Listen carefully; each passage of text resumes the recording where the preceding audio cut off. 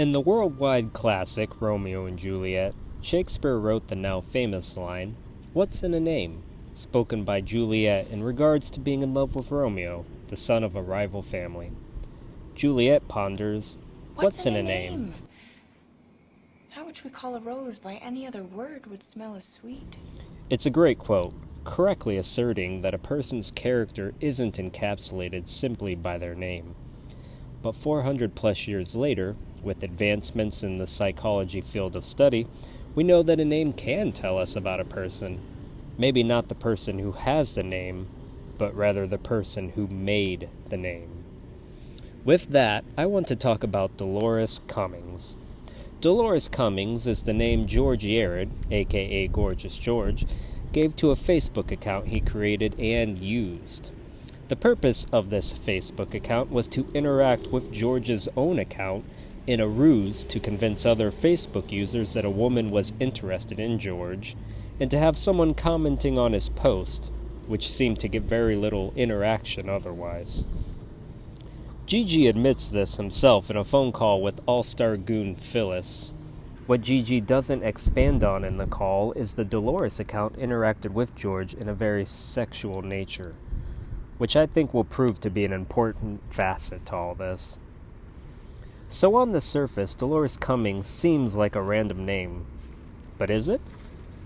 Some would argue that a seemingly meaningless decision has much deeper meaning than we're aware. Let's take a psychological look and see where it takes us.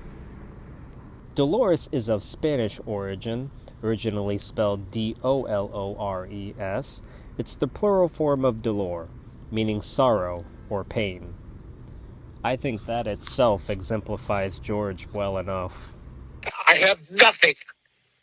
No family, no children, no nothing. And it just, God damn it, it just... Dolores is most commonly used in Hispanic Catholic culture, and I apologize, I am not good at rolling my R's, so this is going to be a little brutal, but Nuestra Señora de los Dolores, which translates to Our Lady of Sorrows. It's used in Catholicism as a moniker for Mary, Mother of Jesus.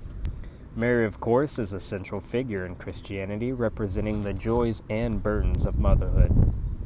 Mary often represents motherhood as a concept. I find this interesting because George's relationship with his mother has been a hot topic within this saga. She abandoned the family when George was a child, and George has long defended her despite the lack of presence in his life.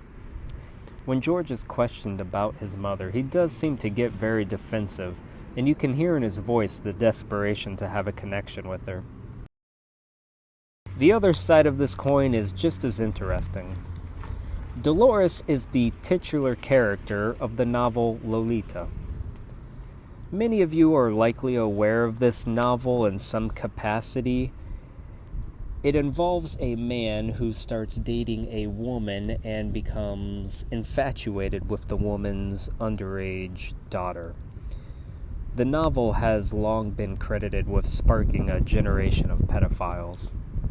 And Gigi himself has long been accused of attraction based off of interactions and dialogue. Yeah. But you see, the thing is, then we just ejaculate in the mouth, and then it's all good. So when we take the mouth How of... homoerotic is the show?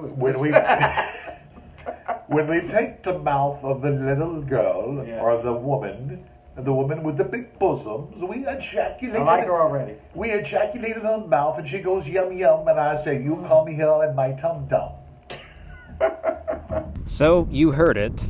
I'm very much a call it what it is type of person, and George made a comment about ejaculating into a little girl's mouth. There's just no other way to interpret that.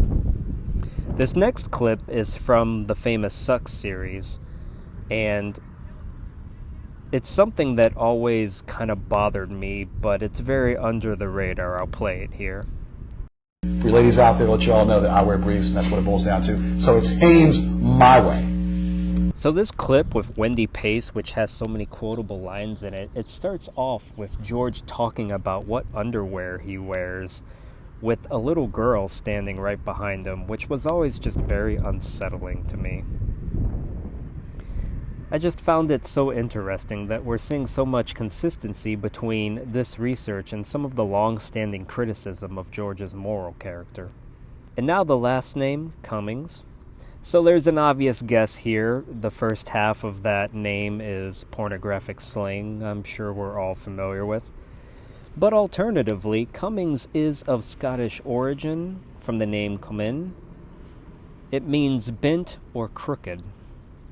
And when you put the two meanings together, you get George trying to connect to a female figure he desires, whether an idealistic view of a mother or a sexual desire for an underage girl, and he's trying to connect to her in a bent or crooked way.